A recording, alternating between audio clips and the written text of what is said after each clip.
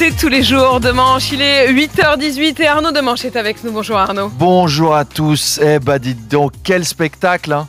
Incroyable, incroyable. Charles me disait hier, quand tu vois ça, tu te dis que les ouvriers sont pas morts pour rien. Oh, quel match, un combat interminable avec tous ces mecs en bleu, j'avais l'impression de revoir Avatar. Et puis, bah voilà, ça c'est mal fini. C'est la loose au final. C'est la loose.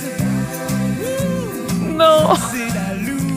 Ah non, c'est cruel. Emmanuel Macron est tout de suite venu sur le terrain pour ne pas politiser le sport auprès de Kylian Mbappé. Enfin, c'était très fort tout ça. Alors la partie avait mal démarré entre la France et l'équipe de boxe thaï d'Argentine. Les Bleus ont été totalement apathiques pendant 1 heure. On n'avait pas l'impression qu'ils étaient en phase finale, mais en phase terminale, carrément. Et puis ce doublé de Kylian Mbappé, puis triplé à 23 ans, hein. Le gars, il a une Coupe du Monde et la finale d'une autre où il te claque 3 buts à 23 ans. On n'a pas les mêmes vies. Moi, à 23 ans, j'étais stagiaire en pub, je faisais des packaging de litière pour chat. À 23 ans, Apolline, elle était pom-pom girl pour Jean-Pierre Chevènement. À 23 ans, Emmanuel Le Chypre commençait une carrière de conjoncturiste au centre de prévision du journal L'Expansion. On n'est pas Kylian Mbappé autour. Grosse pensée pour lui. Cette année, il ne pourra pas remporter ni la Coupe du Monde ni la Ligue des Champions vu qu'il est toujours au PSG. Charles, défendez-vous. C'est pas fait encore. C'est pas fait. Mais on pense à lui. Bravo l'artiste. Et merci, on y a cru, mais bon, le marabout de Paul Pogba était peut-être plus vicieux que ce qu'on pensait. Bon, la défaite, elle est évidemment cruelle. Alors, je n'irai pas jusqu'à défaite, Apolline. Hein. On n'a pas perdu. Non. On a boycotté la victoire pour protester contre les conditions inhumaines de ce mondial. Dire que des pays comme l'Argentine, qui se revendiquent démocratiques, se targuent d'être allés au bout, de l'avoir gagné. Genre, c'est une fierté. Nous, on a eu l'élégance de faire un petit tour et puis de partir dignement. Eh ben, vive la France! Alors, Arnaud Deschamps l'a rappelé, une épidémie mystérieuse avait touché les joueurs. On a parlé d'un virus du chameau. Est-ce que ça a pu influencer le cours du match? Oui, là, vous n'interrogez pas l'humoriste, Apolline, vous interrogez le médecin, l'épidémiologiste Facebook. Alors, c'est possible, j'en ai parlé à notre reporter sur place, Chameau Rességuier. Et non seulement on a eu le virus du chameau, mais aussi une arthrose générale de la chatte à Dédé, qui était pas bien, donc on était mal barré. Moi, j'aurais été Didier, j'aurais joué le coup autrement. J'aurais rencontré les Argentins samedi pour leur souhaiter bonne chance et tous les joueurs français leur auraient fait la bise et comme ça, ils auraient tous été malades dimanche. On aurait été sur un pied d'égalité. Alors, il paraît que le virus s'est beaucoup répandu sur place. Le Qatar aura donc été un cluster pour une chouette nouvelle maladie que les touristes du monde entier vont maintenant pouvoir répandre dans leur pays d'origine.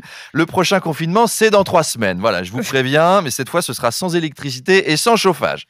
Merci le Qatar. Merci à eux. Et la Coupe du Monde, elle est terminée. Oui, une Coupe du Monde, on va le dire quand même très bien organisée, faut être honnête, la sécurité était impeccable, vous avez vu aucune menace d'attentat au Qatar. Après, c'est plus facile d'éviter les attentats quand c'est toi qui finances le terrorisme quand même, c'est plus simple.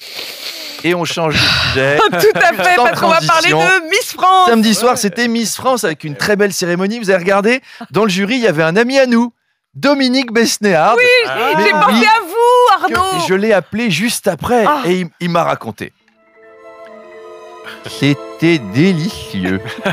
Moi, j'ai pas vu le temps passer. Hein. Les 9h30 de cérémonie, ça a duré 1 seconde. Alors que l'élection, elle a commencé le 17 décembre, elle s'est finie le 18 quand même. Alors, j'ai adoré les grands tableaux de cinéma. Vous avez vu les Miss sur Harry Potter, sur Titanic, Avengers. Que des films qu'on voit sur TF1. Je me suis dit, après, ils vont aussi nous faire les tableaux inspirés des émissions de TF1. Il y aura les Miss Massinger, déguisées en grands pingouins à paillettes, qui vont chanter ta ta yo yo. Les Miss qui se cassent la gueule dans le décor penché, c'est Arthur. Les Miss à qui on a rasé la tête en hommage à Nicolas Canteloup, qui doivent imiter François Hollande.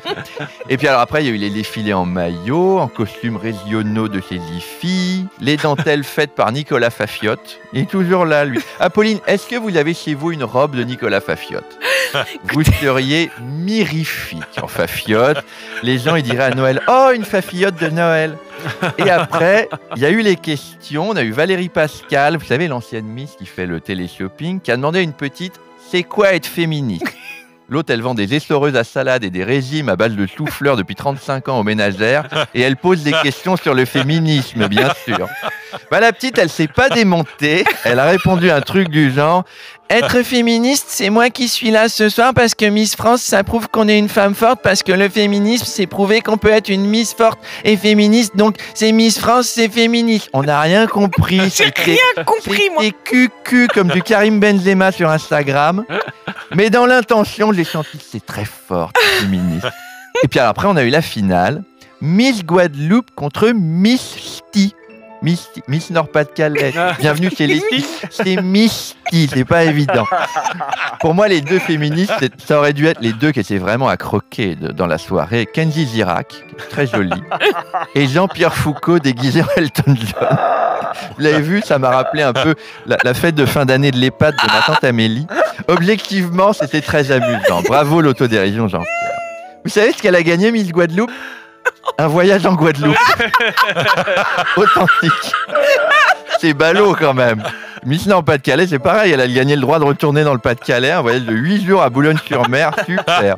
Enfin bon, c'était une très très belle cérémonie. Ça valait bien la Coupe du Monde. Allez, à demain. À demain, Arnaud. Demain, je suis avec nous tous les matins, 7h20, 8h20.